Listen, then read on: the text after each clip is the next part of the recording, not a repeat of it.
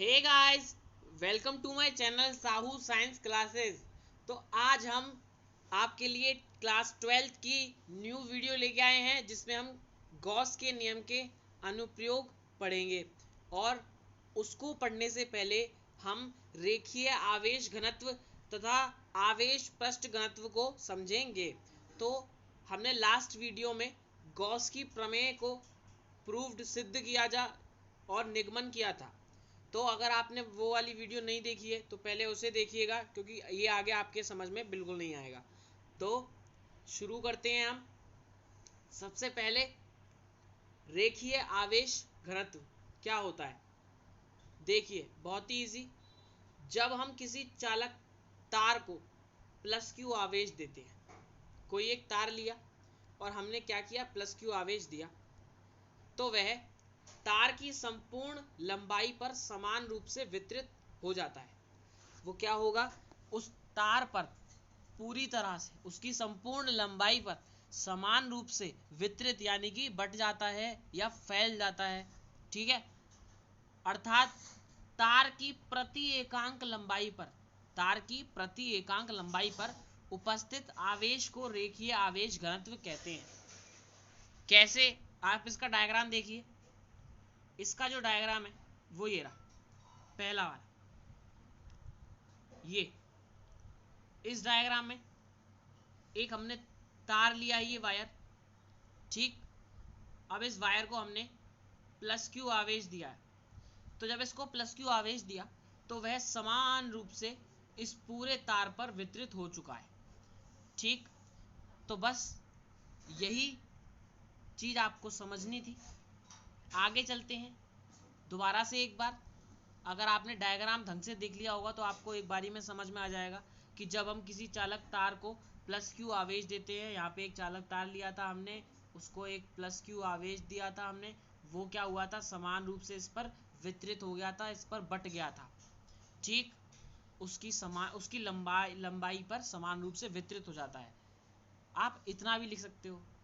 और अर्थात इसके बाद जो डेफिनेशन है आप ये भी लिख सकते हो, क्या, कि तार की प्रति एकांक लंबाई पर, यानी कि उस पूरी लंबाई पर, तार की प्रति एकांक लंबाई पर उपस्थित आवेश को रेखीय आवेश घनत्व कहते हैं। यानी कि उसकी जितनी लंबाई पर हमारा जितना आवेश उपस्थित है उसे ही क्या कहते हैं, रेखीय आवेश घनत्व कहते हैं। तो लैम्डा बराबर क्या हो जाएगा, Q अपॉन एल। लैम्डा बराबर क्या हो जाएगा, लैम्डा बराबर Q अपॉन एल। यानी कि बेसिकली आग बंद कीजिए और समझिए क्या, कि जब हम किसी चालक तार को, हमने एक तार लिया, उस तार को हमने प्लस क्यू आवेश दिया, और प्लस क्यू आवेश जो दिया है वो क्या होगा, उस तार की पूरी लंबाई यानी संपूर्ण लंबाई पर समान रूप से वितरित हो जाएगा। ठीक, तो जब समान रूप से वितरित हो जाएगा तो उसे क्या कहेंगे, रेखीय आवेश घनत्व कहेंगे। अर्थात तार की प्रति एकांक लंबाई पर उपस्थित आवेश क्या कहलाता है, रेखीय आवेश घनत्व कहलाता है। इसे लैम्डा से प्रदर्शित करते हैं। ये वाली बात समझ में आ गई। अब देखो, Q का मात्रक क्या होता है, कूलाम। L का मात्रक लंबाई का मीटर, तो कूलाम प्रति मीटर इसकी क्या हो जाएगी, यूनिट हो जाएगी, मात्रक हो जाएगा। बहुत इजी। आगे आवेश पृष्ठ घनत्व या पृष्ठीय आवेश घनत्व भी इसे बोलते हैं। तो पृष्ठीय आवेश घनत्व में मैं आपको पहले डायग्राम दिखा दूं, ये सेकंड वाला हमारा। ठीक है, देखो, रेखीय आवेश घनत्व में एक रेखा में बात हो रही थी, यानी कि एक रेखा में हमारा तार है। और पृष्ठीय आवेश घनत्व में यानी कि एक पृष्ठ होना चाहिए, सरफेस होना चाहिए, तो हमारे पास एक सरफेस है। तो इसमें क्या था, इसकी संपूर्ण लंबाई पर हो रहा है, और इसमें क्या होगा, इस संपूर्ण पृष्ठ पर यानी कि इसके क्षेत्रफल पर जो आवेश हो जाएगा उसे ही आवेश पृष्ठ घनत्व या पृष्ठीय आवेश घनत्व बोलेंगे। तो जब किसी पृष्ठ को आवेश दिया जाता है, वहां पर हम वायर को दे रहे थे, तार को दे रहे थे, यहाँ पे हमने एक पृष्ठ को दे दिया। तो जब किसी पृष्ठ को आवेश दिया जाता है तो वह संपूर्ण पृष्ठ पर समान रूप से वितरित हो जाता है। तो वह क्या हो जाता है, संपूर्ण रूप से समान रूप से हमारे पृष्ठ पर वितरित हो जाता है। ये हमारा वितरित हो चुका है प्लस क्यू आवेश इस पूरे पृष्ठ पर। ठीक है, समान रूप से। तो पृष्ठ के प्रति एकांक क्षेत्रफल पर उपस्थित आवेश को आवेश का पृष्ठ घनत्व कहते हैं। आप यहाँ तक भी छोड़ सकते हैं, रूप से वितरित होता है उसे आवेश पृष्ठ घनत्व कहते हैं, या फिर पृष्ठ के प्रति एकांक क्षेत्रफल पर क्या, पृष्ठ के प्रति एकांक क्षेत्रफल पर उपस्थित आवेश को आवेश का पृष्ठ घनत्व कहते हैं। इसे सिग्मा से प्रदर्शित कहते हैं। ये तो आधा ना होता है, इसे क्या बोलते हैं हम? सिग्मा बोलते हैं। क्या बोलते हैं इसे? हम सिग्मा बोलते हैं। ठीक, याद रखिएगा, इस साइन का नाम भूल जाते हैं बच्चे। तो ये सिग्मा है और रेखीय पृष्ठ घनत्व को प्रदर्शित करते हैं लैम्डा से और आवेश पृष्ठ घनत्व को सिग्मा से। ठीक है, अब देखो वहां पे क्या था, लैम्डा बराबर क्यू अपॉन एल, क्योंकि लंबाई पर हो रहा था, और यहाँ पर ए क्यों है? क्योंकि एरिया पर हो रहा है। पृष्ठ के पास क्या होता है, लंबाई और चौड़ाई दोनों होती हैं। तो सिग्मा बराबर क्या हो जाएगा, क्यू अपॉन ए। ठीक है, क्यू का मात्रक कूलाम और ए का मात्रक क्या होता है, मीटर स्क्वायर। तो कूलाम प्रति मीटर स्क्वायर। ये हो गए हमारे दो पृष्ठ घनत्व और आवेश, रेखीय आवेश घनत्व। नेक्स्ट चलते हैं आगे हम,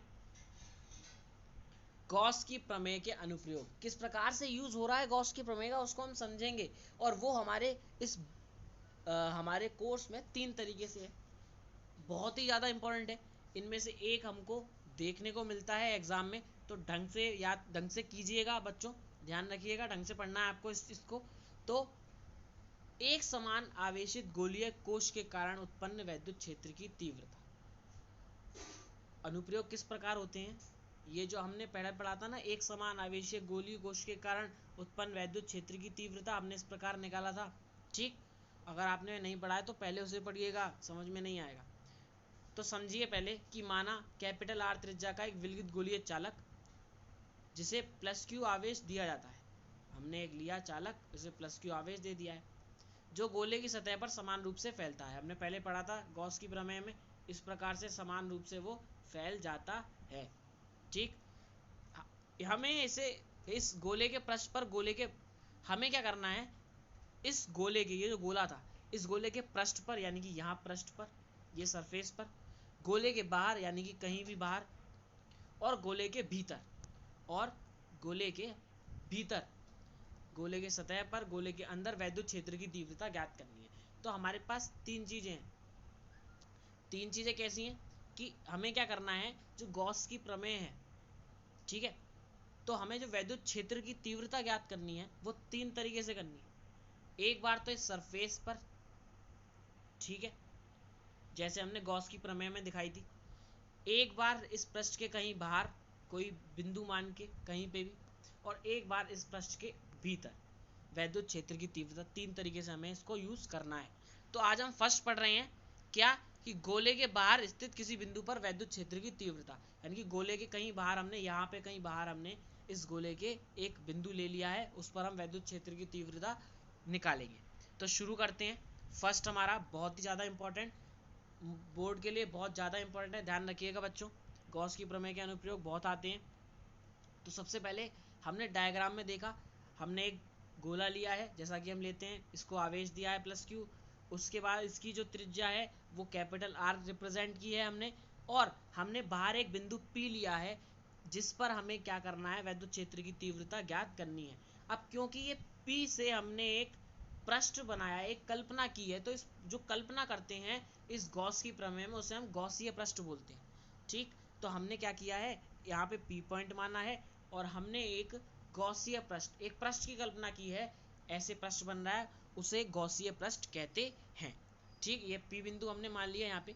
तो पहले थ्योरी पढ़ते हैं। थ्योरी क्या कह रही है कि माना बिंदु पी गोलीय कोश के बाहर स्थित है, भाई पी जो है वो गोलीय कोश के बाहर स्थित है, तब हमने स्मॉल आर त्रिज्या के गोलीय अर्थात गॉसीय पृष्ठ की कल्पना की। तब हमने क्या किया, स्मॉल आर त्रिज्या के गोलीय अर्थात गॉसीय पृष्ठ की कल्पना की। स्मॉल आर त्रिज्या यहाँ से यहाँ तक की होगी, यहाँ से यहाँ तक की होगी। ये तो एक छोटे वाले की हो जाएगी आर, कैपिटल आर, और एक हो जाएगी बड़े वाले की, ये जो बाहर जा रहा है, ठीक है, इसकी हो जाएगी स्मॉल आर। तो हमने इसकी स्मॉल आर त्रिज्या मानी है। हम जानते हैं कि गॉस की प्रमेय से, गॉस की प्रमेय में भाई क्या कहती थी, phi is equals to Q upon epsilon naught. ठीक, वैसे तो सिग्मा होता था, लेकिन सिग्मा कब होता था, जब Q1 Q2 Q3 ज़्यादा दे रखे हो, लेकिन यहाँ पे तो सिर्फ Q है, तो phi is equals to Q upon epsilon naught. और वैद्युत फ्लक्स की परिभाषा से हम जानते हैं, वैद्युत फ्लक्स की परिभाषा हमें क्या कहती थी, फाई बराबर E D A cos theta, और ये इंटीग्रेशन का साइन हो रहा होता था हमारा, इंटीग्रेशन ऑफ क्लोज्ड कर्व। ठीक है, पृष्ठीय समाकलन, ठीक है। अब हमने देखा क्या कि यहाँ पर मैंने आपको पहले बताया था दो चीज़ें कि ये देखो अगर ये इस प्रकार से रखा हुआ है तो इसकी जो वैद्युत क्षेत्र है की दिशा है वो इधर है, और जो क्षेत्रफल सदिश होता है वो भी हमारा डीए इधर की ही तरफ होता है, क्योंकि हमने पी पॉइंट यहाँ माना है उसका भाई जिधर जिस साइड में हमने अल्पांश माना है, हमने इस पृष्ठ इस गोले को मानने के बाद में एक अल्पांश मानते थे भाई। आप तो आपको समझ में आ गया होगा, ये सब आपने पहले पढ़ चुके हो गॉस की प्रमेय में। तो हमने एक अल्पांश माना, अल्पांश पी बिंदु पर मानने के बाद हमने एक क्षेत्रफल वेक्टर देखा थोड़ा सा जो कि डीए है, उसकी दिशा इधर है और वैद्युत क्षेत्र की दिशा भी इधर है, तो ई व डीए के बीच कौन सा एंगल बनना है, जीरो। ये हम गॉस की प्रमेय में भी पढ़ के आए थे निगमन में। तो क्योंकि थीटा जीरो बन रहा है तो E D A cos zero की जगह पे क्या हो जाएगा, ई इंटू डी ए। अब क्योंकि ई तो वही कांस्टेंट है, हमारा डी है जिसका हमें विस्तार करना है, तो डी ए की जगह में बताया था डी से इंटीग्रेशन हट जाता है, तो हमारा total phi is equals to क्या आ जाएगा, ई इंटू ए। अब ए हम जानते हैं क्योंकि गोले की बात चल रही है, तो ए बराबर क्या है 4πr² है, तो हमने ए की जगह पे 4πr² रख दिया। ये हमारी इक्वेशन बन गई फर्स्ट। अब वी हैव हमारे पास क्या है phi is equals to Q upon epsilon naught, ये कहाँ से आया, गॉस की प्रमेय से। सेकंड, अब हमने क्या किया फर्स्ट और सेकंड, क्योंकि भाई ये भी फाई के बराबर है ये भी फाई के बराबर है, तो ये दोनों फाई के बराबर होंगे, तो ये आपस में भी बराबर होंगे, तो ये दोनों आपस में बराबर होंगे, तो ये और ये दोनों आपस में बराबर कर दिए, ये और ये। इसके बाद जब हम इसे सॉल्व करेंगे ई की वैल्यू निकालेंगे, तो ये जो 4πr² है ये कहाँ चला जाएगा, यहाँ पे डिवाइड में, क्योंकि ये मल्टीप्लाई में है तो दूसरी जगह जाके डिवाइड में चला जाएगा। तो हम इस प्रकार लिख सकते हैं is equals to 1/4πε0 into Q upon r²। भाई यही तो वैद्युत क्षेत्र की तीव्रता हमारी निकल के आई है, और इसका मात्रक क्या होता था, न्यूटन प्रति कूलाम वैद्युत क्षेत्र की तीव्रता का। तो ये जो हमारा निकल के आया है अनुप्रयोग, ये किसका निकला है, गोले के बाहर स्थित किसी बिंदु पर वैद्युत क्षेत्र की तीव्रता। यानी कि हमें यहाँ पे स्मॉल आर और कैपिटल आर का बहुत ध्यान रखिएगा, बच्चे कंफ्यूज हो जाते हैं स्मॉल आर कैपिटल आर में। हमने स्मॉल आर इस बाहर वाले गोले का माना है तो वही रखना है, अगर आप कैपिटल आर मानते हो तो आपको कैपिटल आर रखना है। आई होप आपको समझ में आया होगा ये वाला टॉपिक। नेक्स्ट वीडियो जल्दी लाएंगे, जब तक के लिए पढ़िए, वीडियो को लाइक कीजिए, चैनल को सब्सक्राइब कीजिए और ज़्यादा से ज़्यादा शेयर कीजिए। Good bye guys.